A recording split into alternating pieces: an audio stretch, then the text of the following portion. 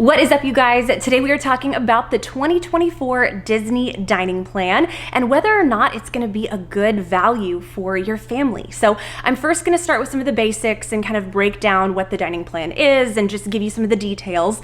And then we'll dive into the real nerdy Disney kind of stuff where I give you a real life example and we go through a bunch of numbers and how all the math can kind of work out either way and some of the pros and cons of the dining plan. And anyway, I'm really excited for this video. But before we dive in, if this is the first video of mine that you are seeing, welcome. My name is Bekah. I share all kinds of Disney planning tips for taking little kids to Disney World, as well as vlogs from all of our Disney adventures along the way. So if that sounds like something you're into, I would love for you to stick around and subscribe, and let's get started. All right, let's start with the basics.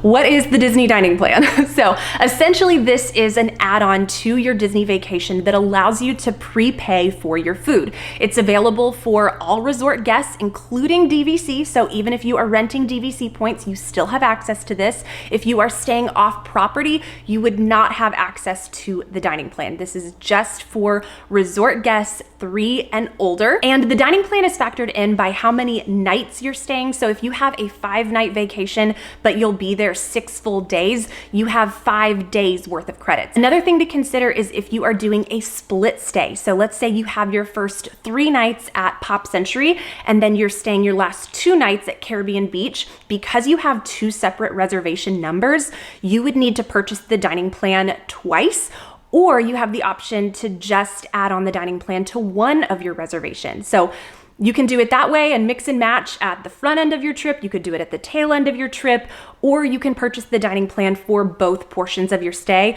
So that's what it would look like if you had a split stay scenario. Another helpful detail is that you can book the dining plan now. You can purchase your Disney package today, but it doesn't come into effect until January 9th. So if you have a Disney trip planned and it's January 1st or January 2nd, you would not have access to add on the dining plan. This is only for Disney Resort guests checking in come January 9th, 2024, but you can purchase the dining plan today. Disney has made some changes to the dining plan since the last time we saw it in 2020. It's crazy that it's been 3 years since the last time we saw the dining plan around, but there's no longer the Disney Dining Plan Plus or the Deluxe dining plan. There are now 2 options. You have the quick service dining plan and the regular Disney dining plan. So I'm gonna break down the cost of both of those options and what's included with both of those. The quick service dining plan includes 2 quick service meals, 1 snack or additional non-alcoholic beverage,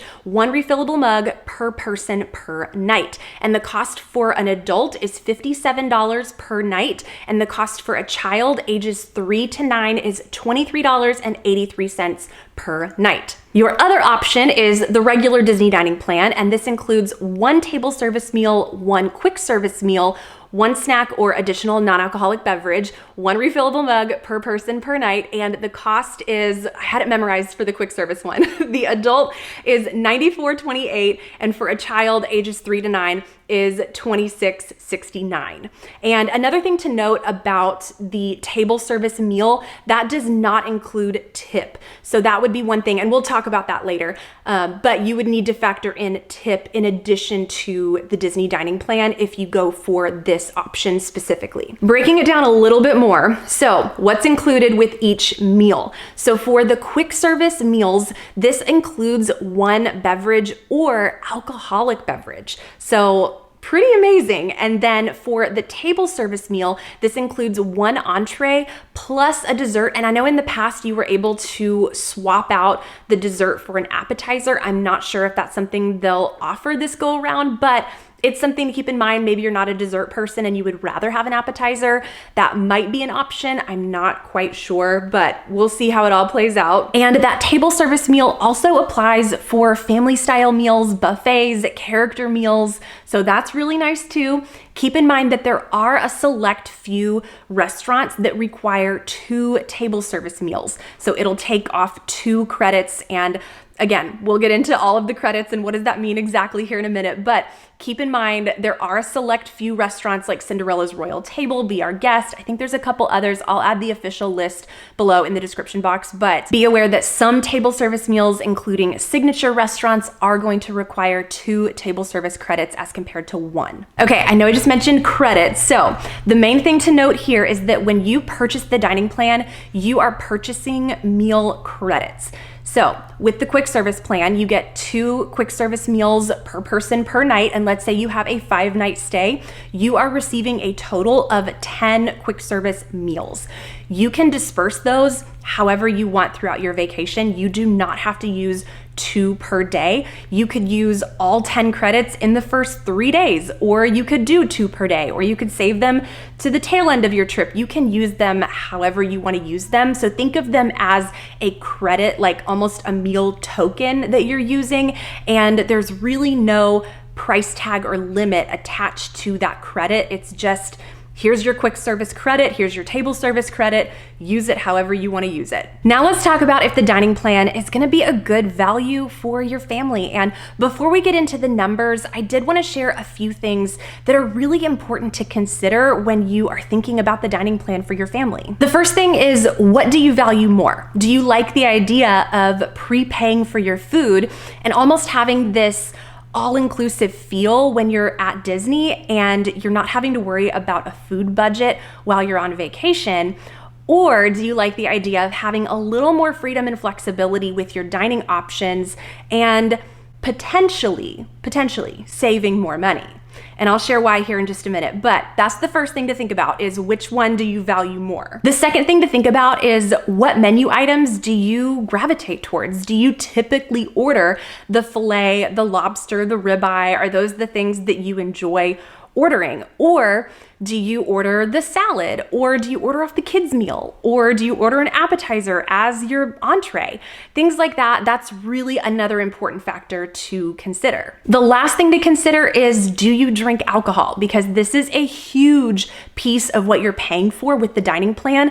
And if you're not someone who orders beer, wine, a cocktail with every meal, then the dining plan may lose some of its value for you. And again, we'll do some of the math here in a minute, and I'll show you a couple of examples of what that could look like, but that's a big thing to consider. Do you drink alcohol? Okay, let's get into the math so that you can have that real life example of what this would look like. So I have mapped out an entire day of dining at Hollywood Studios as if I were using the quick service dining plan. And remember, the quick service plan comes with 2 quick service meals, 1 snack or non-alcoholic specialty beverage, and then my refillable mug. So I have done all the math here, you guys. So I'm definitely gonna be reading off my phone for this one. Okay, starting out for breakfast, because I know that breakfast is where I'm gonna get the least value out of a meal credit, it makes more sense for me to either pay out of pocket for breakfast or for us to just order groceries and do like a grab and go thing in our room, which is what we typically do at Disney anyway. So we're gonna say that for breakfast, we did something in the room. We did oatmeal, granola bars, fruit, cereal, you know, all of those little mini kitchenette options that you can do in your Disney hotel room. And then for my first snack, I'm actually gonna use that at the Trolley Car Cafe, and I'm gonna get a latte. So that would be something I would naturally go for. I would prefer to get a latte over saving it for a Mickey Rice Krispie treat or, you know, a Mickey pretzel or something like that. So I'm gonna order a latte, and at Starbucks, that's $5.99. So that's my snack credit for the day. For lunch, we're gonna head over to Woody's Lunchbox, and the item on the menu that jumped out to me the most, this is what I would order, is the smoked turkey sandwich for $10.79. That does come with an alcoholic beverage or non-alcoholic beverage, but knowing myself, at 11 a.m., that's usually when I'll eat lunch with my toddler. I'm not necessarily gravitating towards a cocktail with her at 11 in the morning. So I probably just would opt for water. And I'm not really a soda fountain drink person either. I just don't enjoy soda. So I'm gonna go for the water. And then for dinner, we're gonna head over to Docking Bay 7, and I'm gonna order the roasted chicken salad for $14.29. And I am gonna take advantage of the cocktail over there. They have a vodka raspberry lemonade for $14.50.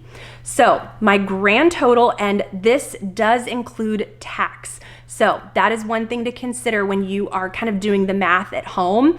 Make sure to include 6.5% for tax. So pre-tax, it's $45.57 is my total for the day. With tax is $48.53. So it tweaks the number just a little bit, but make sure to add in tax. And then with the quick service plan costing me $57 per night, I have actually lost $8.47. And a big piece of me losing that money was me not ordering that cocktail at lunch. So you can see right there, if you are not a cocktail drinker, you're probably gonna lose money on this. Now let's do a kid's example of the quick service dining plan. And now that my daughter is 3 years old and I have to pay for her meals, these are all items that I would order for her. These are things I know she would eat most likely. You know how it goes. The kids' quick service example here at Hollywood Studios. So breakfast, we're doing our grab and go thing in the room. For lunch, we're back at Woody's Lunchbox, and I'm gonna get her the grilled cheese for $6.99. This already comes with a drink, so I'm not necessarily having to order her an additional beverage. I could get her a milkshake or something like that, but that's just not something I would order for my 3-year-old at 11 in the morning. I would probably just have her drink water, or I would give her the apple juice that comes with the kids' meal already. So $6.99 is my total for lunch for her. For dinner at Docking Bay 7, I'm gonna get her the crispy chicken with mac and cheese for $10.49. Again, that also includes a drink. I'm usually just gonna give her water or apple juice. I'm not ordering her a milkshake or some special like raspberry lemonade with glow cube, whatever. We usually skip those drinks. And then for a snack, I'm gonna use one of her snack credits and get her a Mickey ice cream bar for $6. Our grand total is $23.48. The post-tax amount, so adding in that 6.5%, is $25 even, with the quick service dining plan for the child's price being $23.83. We have saved $1.17. So it's kind of a wash, but one thing to think about with this is with her having that snack credit, I felt very obligated to buy her that Mickey ice cream bar. And that might be something we would pick one day of our vacation to do some special ice cream treat. And again, that's just my family. Your family may do dessert every day, but for us, that's just not something. We're not buying a Mickey ice cream bar for her or some kind of additional snack or treat, or, you know, we pack our own snacks. So that $6 is kind of debatable whether or not we would have used that or not. So I don't know, you can see firsthand how, yes, we saved $1, but did I spend more money on the dining plan than I would have if I hadn't have used it and didn't buy that Mickey ice cream bar, if that makes sense. Here's the thing, the dining plan almost plays a mind game on you.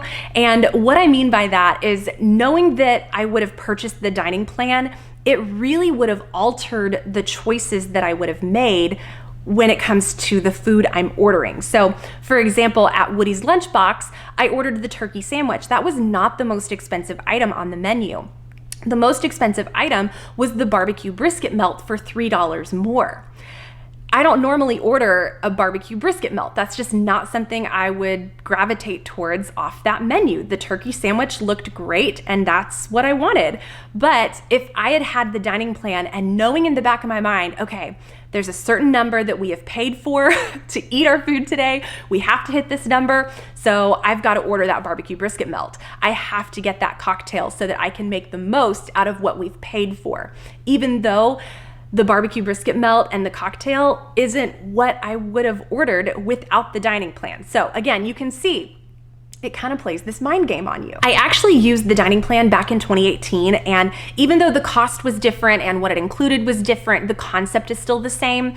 And on that trip, I actually kept a note on my phone with a total of what we had to hit each day, and I logged every single meal, including tax, and I was adding it up as our day went on. And I would say, okay, we have $45 to go. All right, we have $15 to go. Like, what can we order that would maximize and would save us money or make us money, that we've actually like earned money back on our dining plan based on what we're ordering. And so I had this whole thing mapped out. I mean, you guys, it was pretty intense. The whole idea behind it was not wanting to lose money. No one wants to lose money. You've spent all of this money up front on your dining and you want to make the most of it. And so I really was nickel and diming every single thing and making sure that we saved money. So back in 2018, I actually did a video with a full breakdown of our dining from that trip, and a lot of strategy and research went into this beforehand. And I researched where the most expensive restaurants were, what the most expensive menu items were. I knew everything we were gonna order before our trip even got here, because I knew before that trip happened, we were gonna save money. So I'll have that video linked down below. I'm still very proud of that video with all of the work that went into it. Granted, I was just a few months into my time here on YouTube, so please be gracious, but it still might be interesting to watch if you want to check out another real life example of what it looks like to purchase the dining plan and kind of keep tally of how much you saved or lost and, you know, all the things. So I'll have that video linked below. But on that trip, I made sure to make a reservation at places like Ohana because I knew that's where we'd get the most bang for our buck with our meal credits, it being a family style character buffet meal. And then I made sure that we used all of our snack credits. We ordered a cocktail with every meal. We really used those refillable mugs. Like, we've made the most of our dining plan, you guys. And I'll go ahead and spoil the other video, but we saved $100. So there you have it. We saved $100 on that trip. And I also spent $140 in tips for our table service meals. So essentially, we just saved on the tips that we ended up using, and so much planning and strategy went into us saving that $100 on our dining. Okay, so now I want to share who I think should purchase the dining plan. Here is who I think this is going to be a great value for, and then I'm also going to share who should not purchase the dining plan. So let's start with who should get the dining plan. One is if you like the all-inclusive feel and being able to pre-budget for your food, and that's really valuable to you, and you're not really concerned with, okay, we might lose $100, we might save $100, but I really love the idea of being able to prepay for my food and just not think about it, then the dining plan would be a great fit for you. Two is if you typically order the filet or the lobster and that's already what you order, then I would go for the dining plan. This also applies if you enjoy character meals and buffet style meals, family style meals. If those are the type of meals that your family gravitate towards and you see yourself doing one of those every day, then the dining plan would be a good fit for you. Three is that if you are at a table service meal, you would typically order a dessert or an appetizer alongside your entree, and that's really how you like to dine, then I would go for it. Number four is if you drink alcohol at every meal. That sounds funny to say, but if you drink alcohol a lot and it's every meal when you're at Disney, then I really think the dining plan would be a great value for you. And lastly, you're looking to save money, and the idea of strategizing and having to kind of pre-plan out your meals sounds fun and not overwhelming, then I would go for it. The dining plan is gonna be a great fit for you. Okay, and here is who should not purchase the dining plan. I don't think it's gonna be a good value. One, if you are a light eater and you typically order the salad, you order off the kids' meal, you split meals, or you order an appetizer as your meal, then this is not gonna be a good value. Two is if you don't or rarely drink alcohol, this is not gonna be a good fit for you, because I know I mentioned early on in the video that alcoholic beverages are a huge piece of what you're paying for. And if you're not gonna take advantage of that and you're not someone who orders a cocktail or a beer at every meal,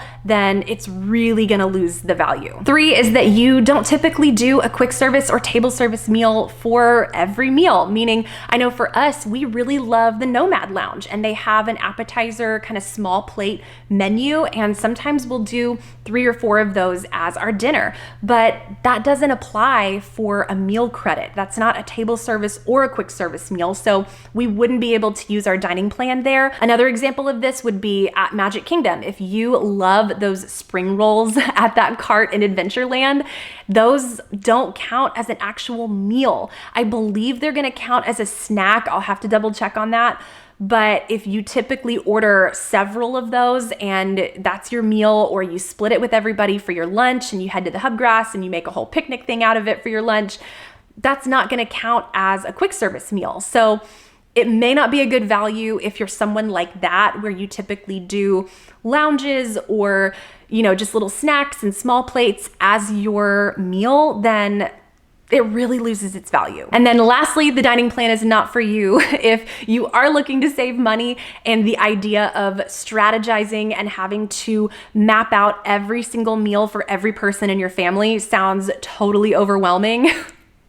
Then don't do the dining plan, because it's really going to overwhelm you, because that thought in the back of your head is always going to be there. We have to make our money back. We have to make our money back. And it's just easier if you're looking to save money and that sounds overwhelming, then just avoid it and don't worry about it. So really do the math and see if this makes sense for your family. And the last thing I'll say is that if you don't fall into that first category of who should purchase the dining plan, and maybe you're considering still moving forward and thinking, well, we'll just give it a try, just know what you're signing up for, because you could potentially be spending more money on the dining plan than you would without it, ordering the exact same things and maybe skipping some of the snacks or alcoholic drinks that you wouldn't have ordered without the dining plan. So keep that in mind. Again, I know I mentioned this earlier, the dining plan is a little bit of a mind game. If you don't mind crunching all the numbers and the strategy piece to it, go for it.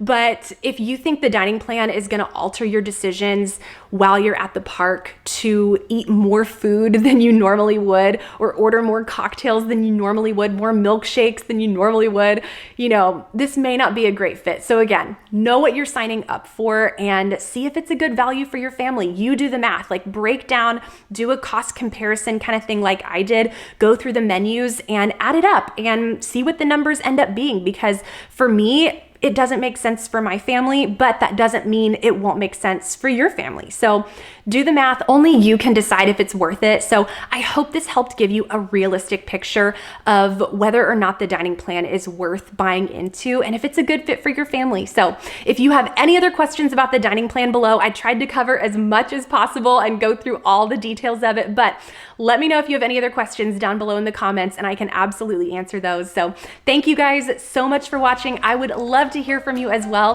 Have you used the dining plan in the past? Are you planning to use it in the future? What are your thoughts? I would love to hear what you guys think. Thanks again. Make sure you're subscribed if you're not already.